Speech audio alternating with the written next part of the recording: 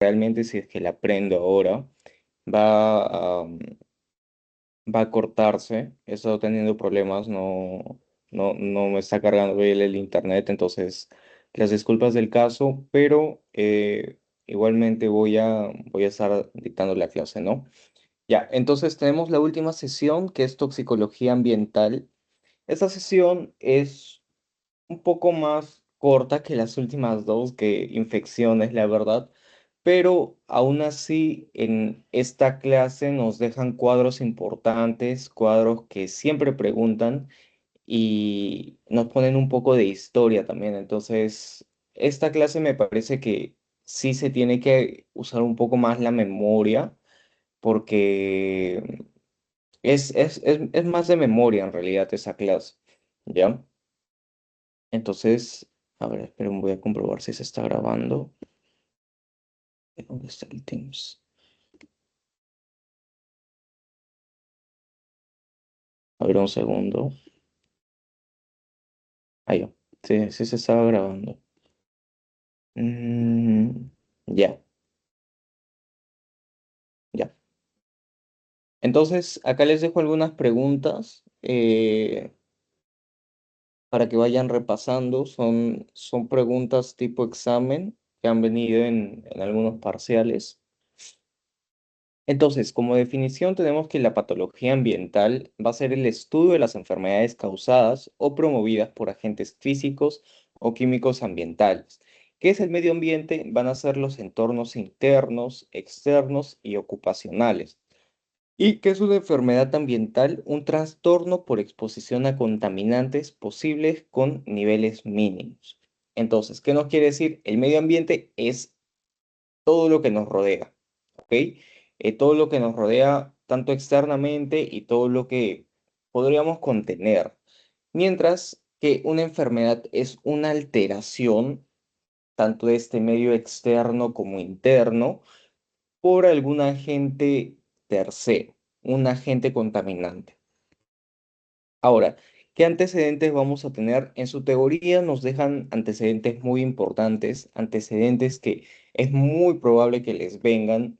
Siempre preguntan de alguno de estos antecedentes.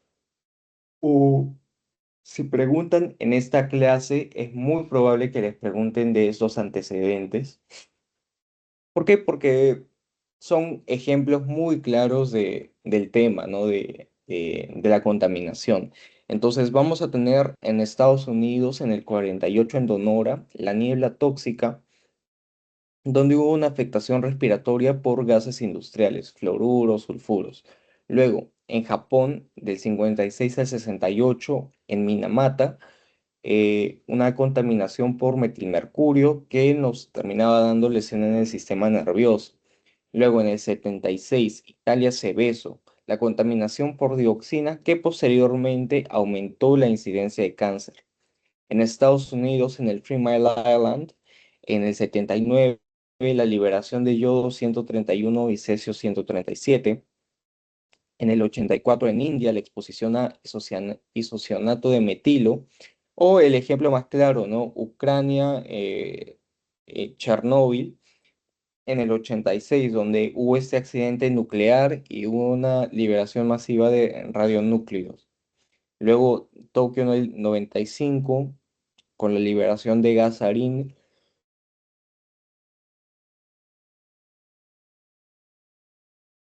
A ver, puedo dibujar acá. A ver, un segundo, chicos. No me deja dibujar. Y ahora sí, ya. Y Fukushima, Japón, en el 2011, fusión tras terremoto. Entonces, de estos, los que han venido es, por ejemplo, el de Seveso, el de Minamata. eh, Creo que vi una vez el de Chernóbil, pero no estoy muy seguro. Pero la cosa, chicos, es que les puede venir cualquiera de todos esos, ¿ok? Entonces, eh, lo importante cuando les digo que va a venir o algo así, o me hayan escuchado decir, no es que estoy diciendo que solo estudien eso, porque, porque eso es lo que sí o sí va a venir, pero son cosas y muy importantes, cosas que los doctores recalcan en sus sesiones, o cosas que ya se han visto previamente Entonces, es, es muy probable que les venga. Y si es que se tienen que concentrar en algo, podría ser eso, ¿no? Porque si eligen algo, podría ser eso o alguna de las cosas que les digo que puede venir. Porque acuérdense, ¿no? Si son 6 temas y 40 preguntas, es un promedio de 7 preguntas por tema, ¿no? Aunque 7 nos daría 42 preguntas, pero se entiende la idea. Ya. Ahora, es importante y lo que se recalca en las sesiones es que,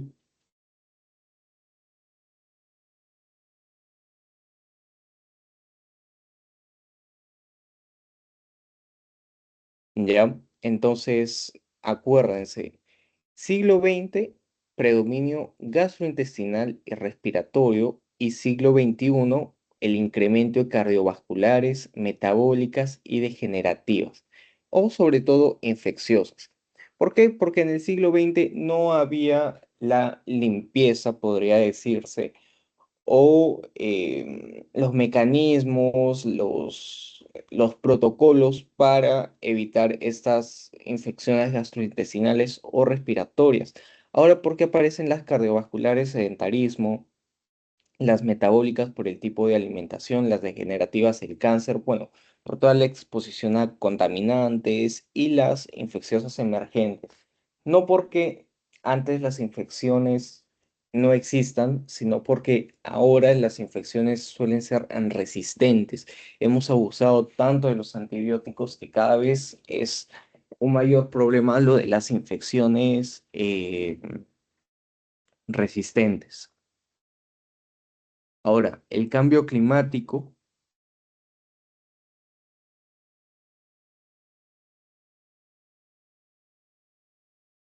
A ver, ya ahí.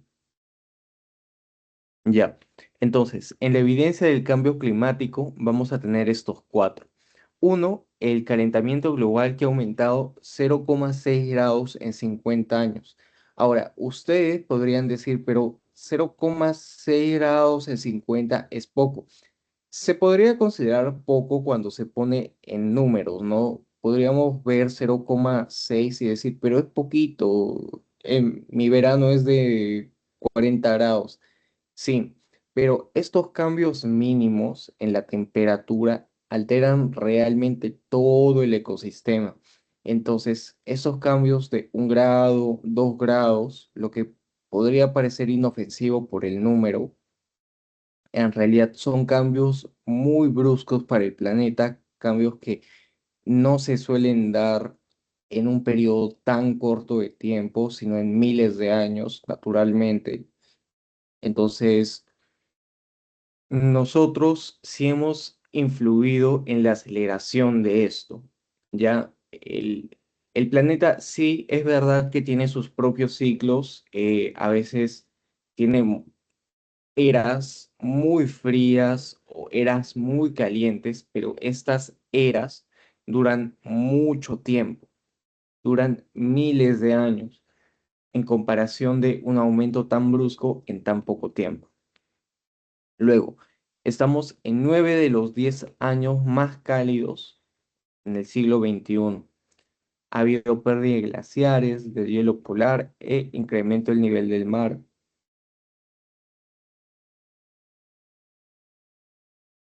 Y los impulsores, que son los gases de efecto invernadero, el CO2, el O3, el CH4 y el vapor de O2, H2O, perdón.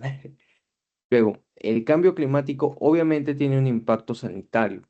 Cardiovascular incrementa el número de enfermedades tipo aterosclerosis o por hábitos, las respiratorias, las alergias y las ocupacionales, las neurológicas por la exposición a neurotóxicos, las gastrointestinales, gastroenteritis por aguas contaminadas, infecciosas por la expansión de vectores y la nutrición, que es la desnutrición por afectación de cosechas, ¿no?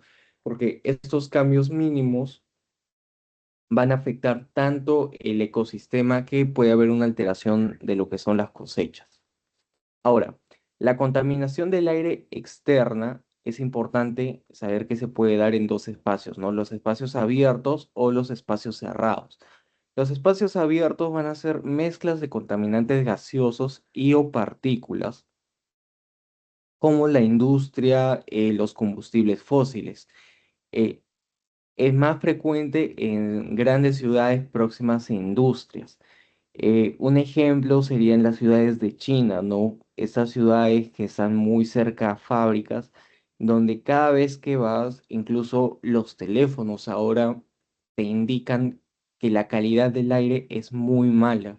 Entonces, vivir en estos países, slash ciudades, eh, te expone a contaminantes muy, muy dispersos en lo que es el medio ambiente. Ahora, los contaminantes principales es el CO2, el O3, el CO y el NO2, los compuestos de PB y las partículas. Y los efectos, la niebla tóxica, la lluvia ácida, la patología respiratoria y sistémica. La niebla tóxica es una niebla básicamente, es una condensación de estos contaminantes en el aire. Y la lluvia ácida es a lo que suena, es una precipitación de estos componentes. Y si bien la lluvia ácida no suena como que si te cae una gota te va a corroer el cuerpo, no pasa así, pero sí se puede visualizar en, por ejemplo, monumentos, en partes de la calle que han estado expuestas a esta lluvia, que ocurre, por ejemplo, decoloraciones, porque justamente este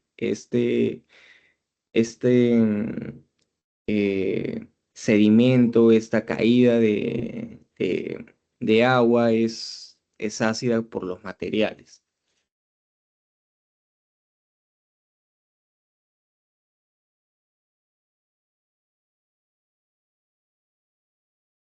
Ya le cambié el colorcito.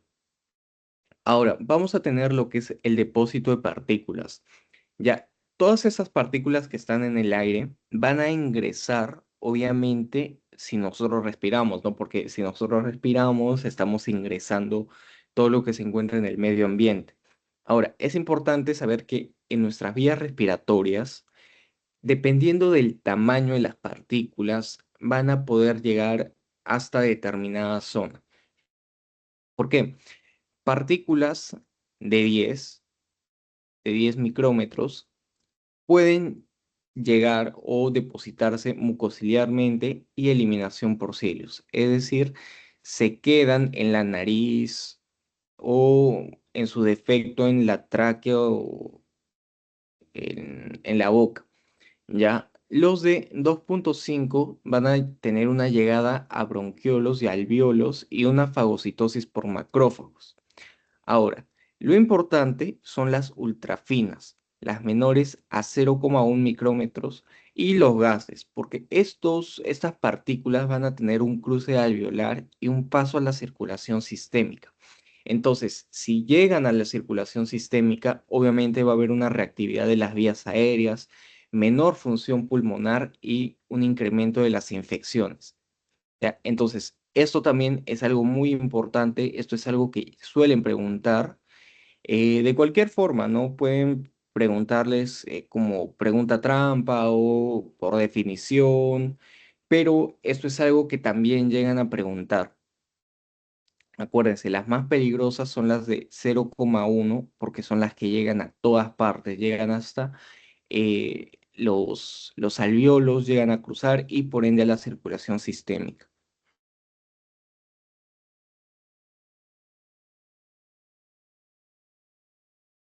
Ya. Ya le puse este cuadrito. Estas tablas, este bloque, chicos, los doctores se centran mucho en lo que son las tablas. Ya, en este caso, esta tabla nunca ha venido.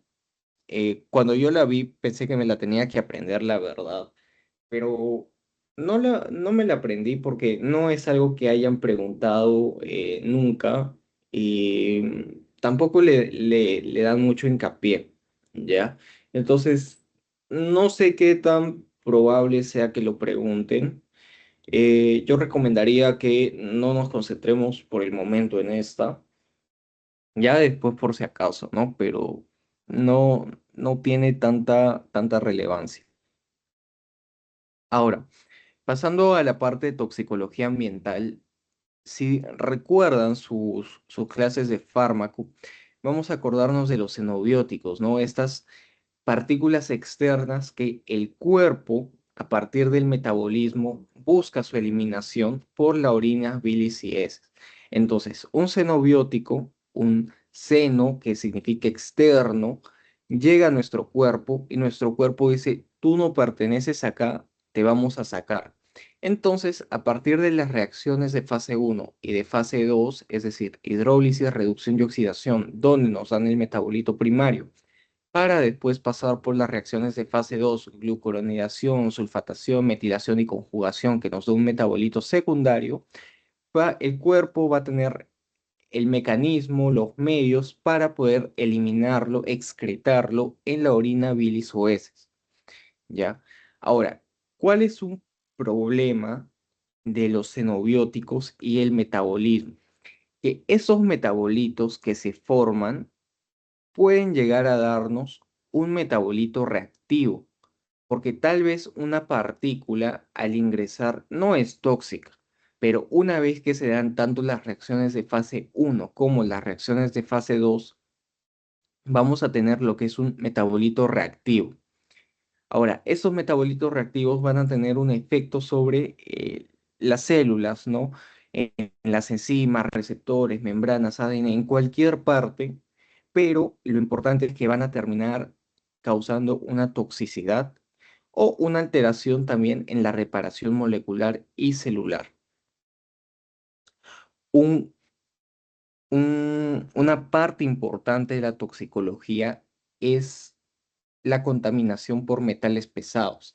Vamos a tener metales como plomo, mercurio, arsénico, cadmio, cromo, níquel, cobalto, que eso sí se los tienen que aprender, cuyos usos van a estar en muchas partes, ¿ya?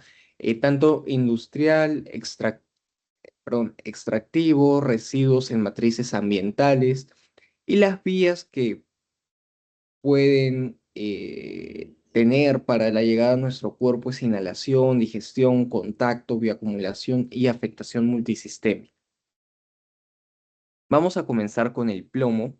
El plomo lo que hace es una unión a grupos sulfídricos en proteínas y va a tener una interferencia con el metabolismo de calcio, ¿ya? Se absorbe por la vía aérea, hay una distribución por plasma y eritrocitos y una excreción renal.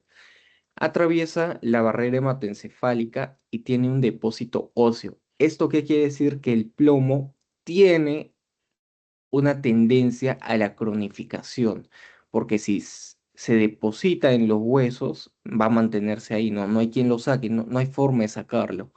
Entonces tiene una tendencia a la cronificación. En los niños va a disminuir el coeficiente intelectual, va a tener alteración del crecimiento y funciones nerviosas periféricas, va a tener manifestaciones por niveles, pero es más importante aprendérselo directamente desde esta tabla, ¿ya? Y es importante saber que el tratamiento infantil viene desde los 45 microgramos por decilitro. Ahora, ¿a qué me refiero cuando les digo esta tabla? Esta tabla nos va a ofrecer números en microgramos por mililitros de concentración de plomo. Ya, según la concentración, van a haber distintas manifestaciones. Cero, no hay nada, obviamente. A nivel del 10 va a haber toxicidad en el desarrollo, en el coeficiente intelectual, audición, crecimiento, función nerviosa periférica, efectos fetales. Luego, a nivel 20 va a haber disminución de la velocidad de conducción, aumento de la concentración de protoporfirina, alteración del metabolismo de vitamina D, alteración de la homeostasis de calcio.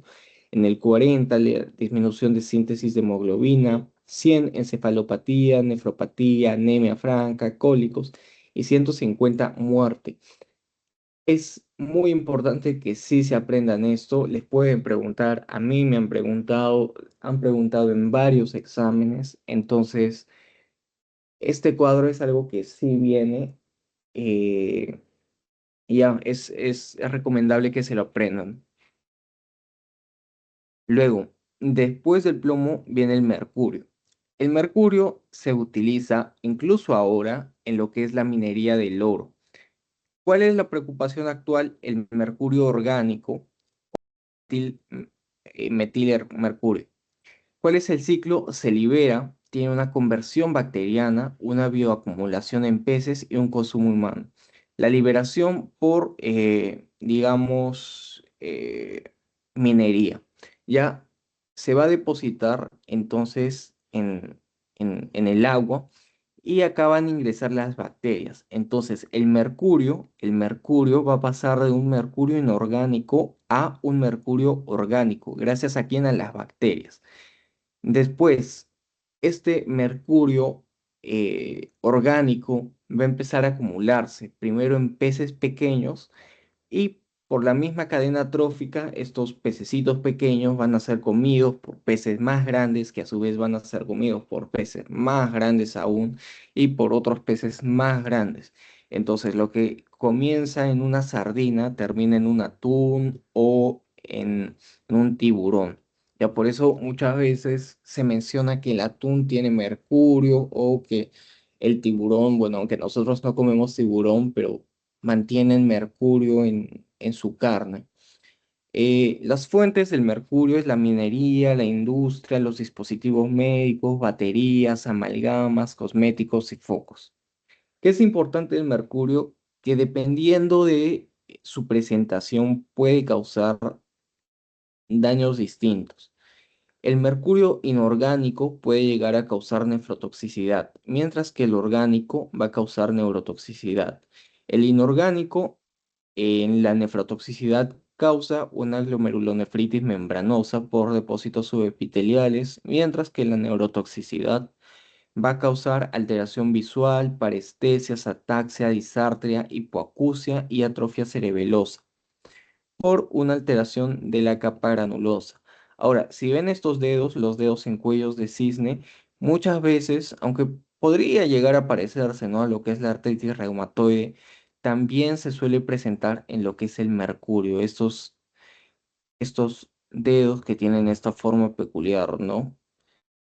Acá no es dedos en cuellos de cisne, creo que acá se les conoce como dedos en S, no estoy seguro del nombre, ya, se lo mencionan en su teoría, pero sí es una manifestación frecuente. Luego, el arsénico. El arsénico está presente en el uso de pesticidas, conservantes de madera, bioacumulación. Ahora, las formas trivalentes del arsénico van a ser las que tienen mayor toxicidad.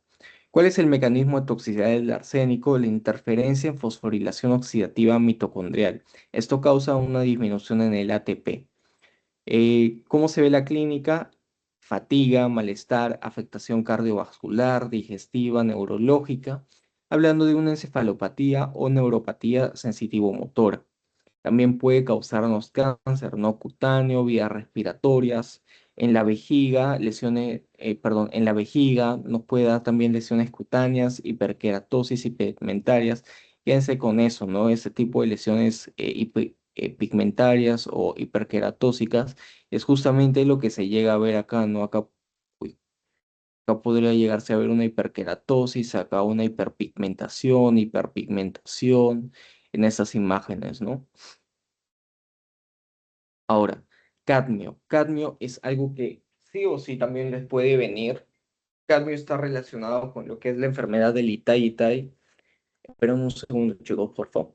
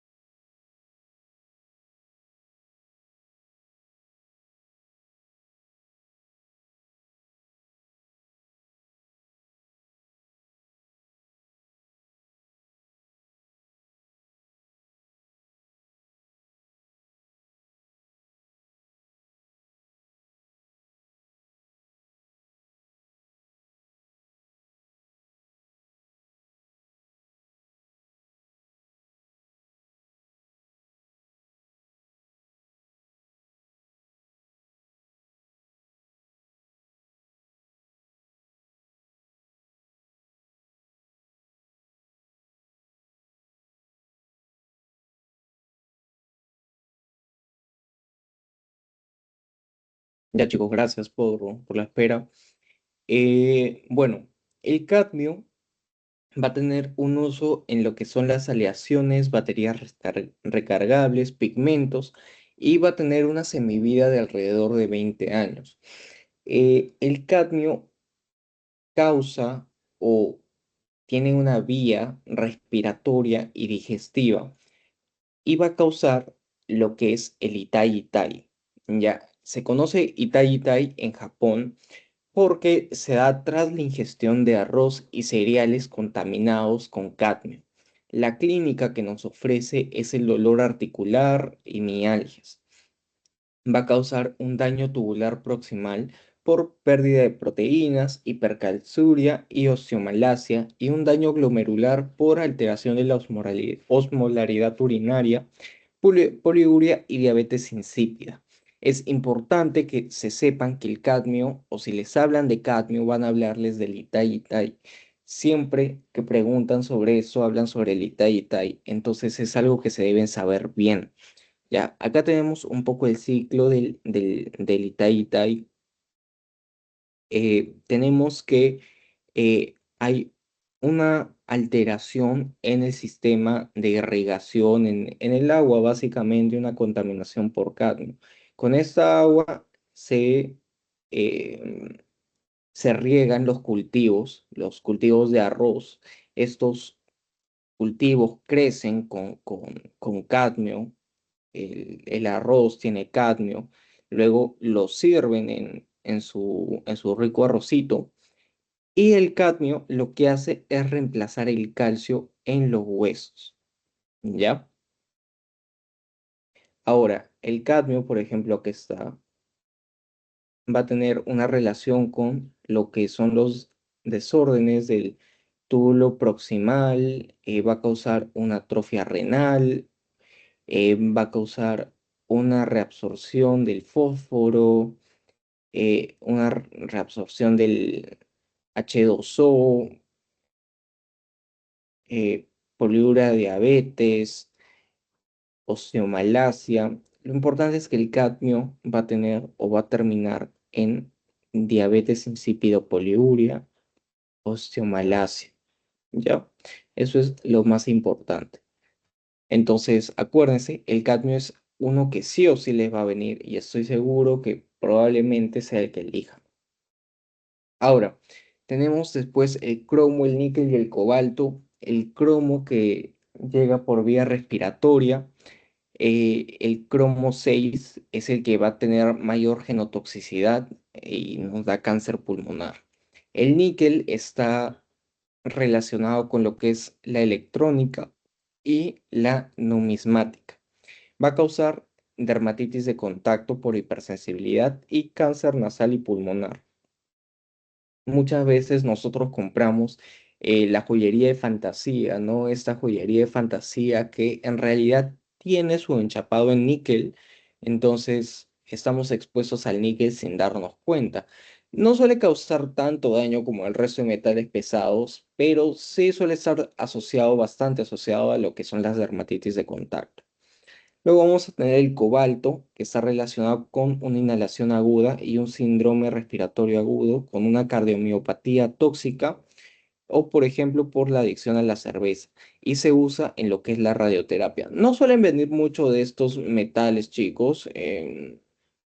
Es más probable que les pregunten de los que ya he hablado, pero reitero, como siempre reitero, porque después no quiero que ustedes digan, no, Pablo.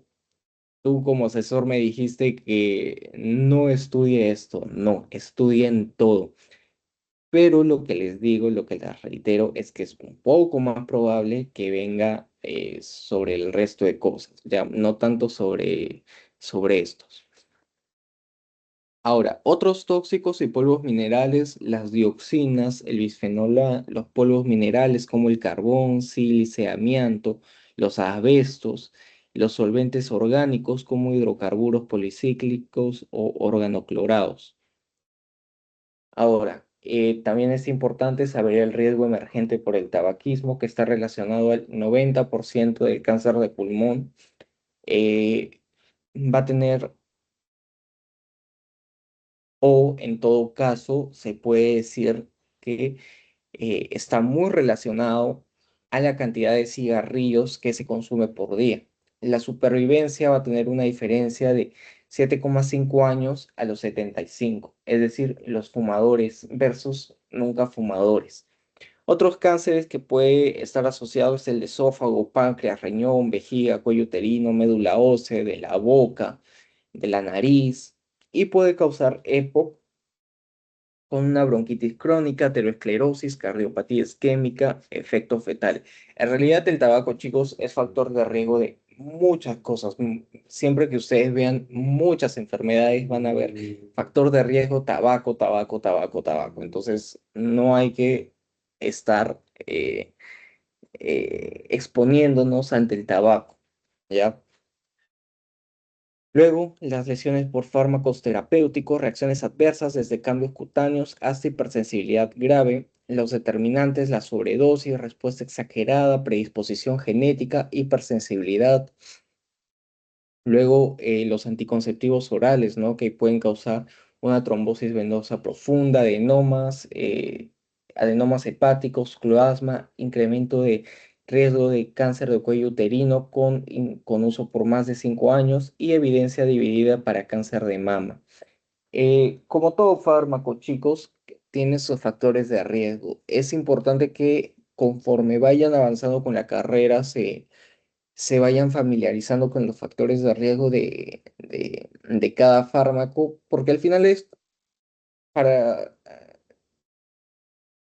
al final es para lo que el paciente va, ¿no? Muchas veces el paciente va a la consulta, porque no es que realmente quiere una solución, sino muchas veces quiere que le des un medicamento y ya. Y por eso ustedes deben estar conscientes también de los fármacos que se les deben dar y las interacciones, ¿no? Porque cada persona es distinta, cada persona va a responder distinto a cada fármaco. Los esteroides anabólicos, que van a ser análogos sintéticos de la testosterona, van a tener un efecto del 10 al 100% más fuerte. Efectos, la detención del crecimiento, acné, ginecomastia, atrofia testicular, colestasis hepática. La atrofia testicular básicamente ocurre porque los testículos al producir la testosterona dicen, ah, como hay testosterona exógena, nosotros ya no servimos, entonces hacen la apoptosis. Ya en las mujeres va a haber hirsutismo y alteraciones menstruales. Luego, las drogas de abuso o efectos, la heroína con sobredosis que da hipotermia, bradicardia y depresión respiratoria. En general, la heroína es un depresor del sistema nervioso central y por ende puede causar la depresión respiratoria. La cocaína, que es un estimulante, no da euforia, la habilidad emocional, paranoia. La sobredosis causa una arritmia o muerte súbita, el uso crónico, miocardiopatía dilatada, las anfetaminas que liberan dopamina, causan euforia y paranoia, los alucinógenos que son simpático-miméticos, pueden causar coma, convulsiones, paro respiratorio, los solventes orgánicos que son depresores del sistema nervioso, en la sobredosis causan coma, paro, el uso crónico, daño hepático y renal y están asociadas con leucemia mieloide aguda. También vamos a tener lo que son los traumatismos mecánicos. Los determinantes van a ser la forma, el objeto, la energía y los tejidos impactados. Los patrones pueden ser contusión, abrasión, laceración e incisión. Y las armas de fuego que causan una entrada uniforme, redondeada y una salida estrellada e irregular.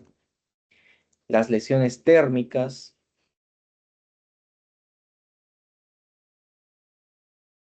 Ya esperen chicos un segundo.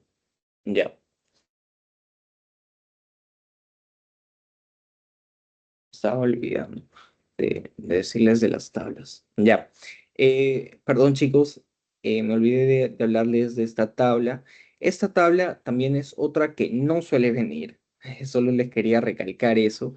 Eh, no sé qué tan importante sea aprendérsela completamente. No digo como siempre, no digo que no la vean, que la ignoren, que solo vean lo que viene, no.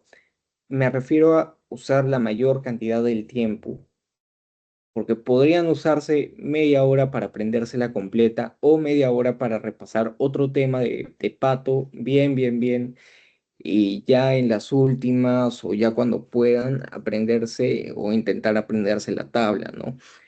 No es una tabla que yo haya visto que venga mucho. En general, en este último tema, las tablas no suelen considerarlas, no suelen preguntar mucho de lo que son tablas, preguntan más de las imágenes o del mismo texto que ofrecen en la teoría. Ya por si acaso, no estén aprendiéndose las tablas desde el primer segundo. Ya después, si es que tienen mucho miedo, a mí me pasa, por ejemplo, que me da miedo no aprenderme todo porque digo, y si viene, entonces ya hay que discernir un poco, ¿no?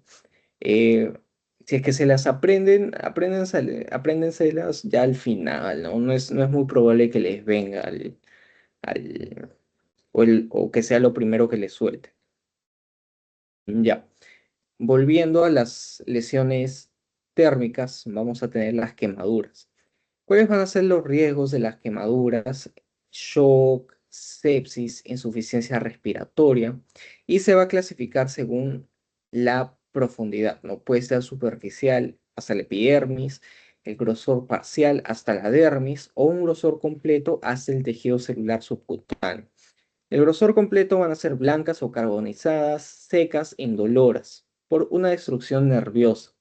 Y en la histología vamos a encontrar una necrosis por coagulación, ¿se acuerdan, no? De las primeras clases. Necrosis por coagulación adyacente al tejido vital, cuya subepidérmica en segundo grado. Las lesiones eléctricas que pueden llegar a parecerse a las quemaduras, pero el origen es distinto, ¿no? Va a ser un contacto con las corrientes de bajo o alto voltaje, van a causar quemaduras, fallo cardíaco, respiratorio por trastorno de conducción. Lo que pasa con la electricidad, chicos, es que ingresa por una parte, pero la electricidad busca seguir su camino, busca salir, busca continuar con el circuito. Entonces, lo que va a hacer la electricidad es irse a todas partes. Va a intentar irse por todas partes. Y por eso, lo que parecería una entrada, muchas veces es lo que pasa, ¿no? A veces una persona se electrocuta y dice, oh, no, estoy bien, en mi mano solo hay una herida. Pero el problema está por dentro, porque toda esta electricidad ha rebotado por todas partes. Bueno, no ha rebotado, ¿no? Porque la electricidad no es algo que rebote, pero para entender, para esquematizar, es lo que pasa, ¿no? La electricidad agarra y se va por todas partes y daña todo internamente. Ahora, la gravedad depende del amperaje, la duración y la vía de la corriente. La corriente alterna causa el espasmo tetánico, el alto voltaje, parálisis vulvar y quemaduras extensas.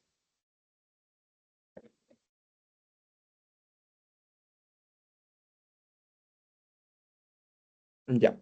Ahora, la radiación ionizante, las fuentes y exposición, las fuentes van a ser las ondas y partículas de alta energía con capacidad de ionización, que son los rayos X y gamma, los neutrones y partículas alfa y beta. Ahora, la exposición, el 50% de la exposición individual va a ser por dispositivos médicos o radioisótopos. Hay que tener en consideración, chicos, que la radiación en general no es tan nociva como se nos dice.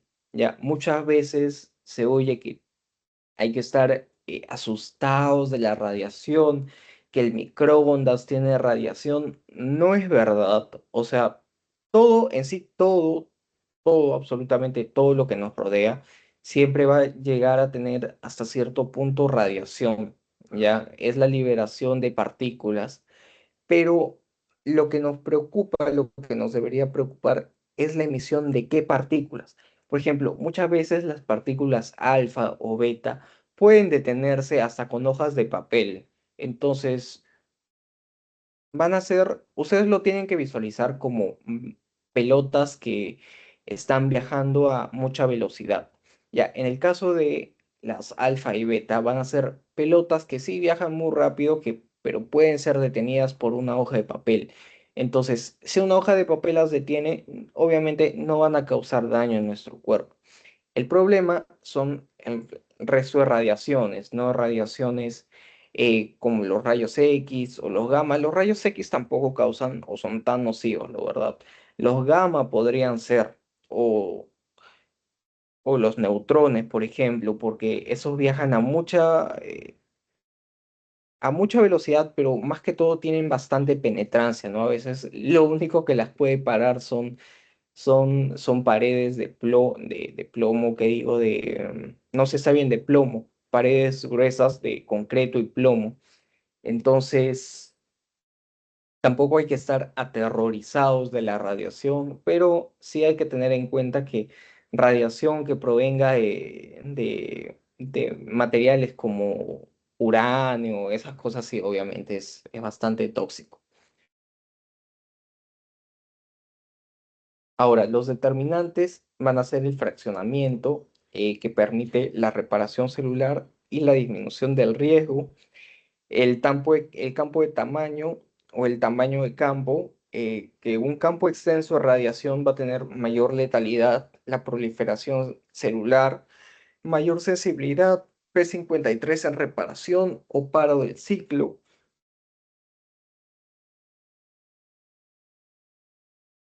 El oxígeno, la hipoxia, los radicales libres que van a dañar las membranas y el ADN, y el daño vascular por el endotelio sensible y puede causar una estenosis, oclusión o fibrosis y atrofia isquémica. Luego, los efectos y complicaciones de las radiaciones ionizantes van a ser en el ADN, ¿no? Vamos a tener las complicaciones no neoplásicas, por ejemplo, tras la terapia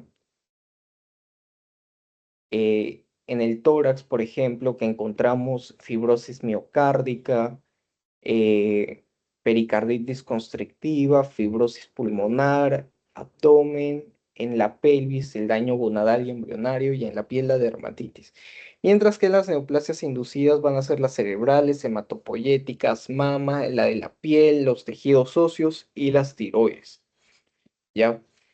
Ahora, en la histopatología vamos a encontrar en los cromosomas desorganizaciones del uso, pleomorfismo, tumefacción nuclear, condensación de la cromatina, en el citoplasma la tumefacción, mitocondrias alteradas, degeneración del retículo endoplasmático y en el tejido vamos a encontrar necrosis, vacuolización endotelial, fibrosis intersticial, subíntima fibrosa y engrosamiento de la media con oclusión luminal. Entonces, ya con eso terminaríamos este tema, chicos. ¿Con qué quiero que se queden? Las lesiones físicas no suelen venir mucho, a veces vienen ya, pero comparado con los metales pesados o lo que hablamos en la primera parte, por fin pude seleccionar el borrador. No viene tanto comparado con eso. ¿Qué les recomiendo en que se centren todo en lo que son metales pesados? eh, Y en la primera parte, ¿no? Lo que les mencioné de contaminación ambiental. Ya esta última parte de lesiones puede ser que venga de radiación, que han preguntado sobre eso en exámenes previos, pero en general este tema es bastante sencillo de aprender, bastante sencillo de memorizar. ¿Ya? Entonces, ya con eso, chicos, hemos concluido la última sesión.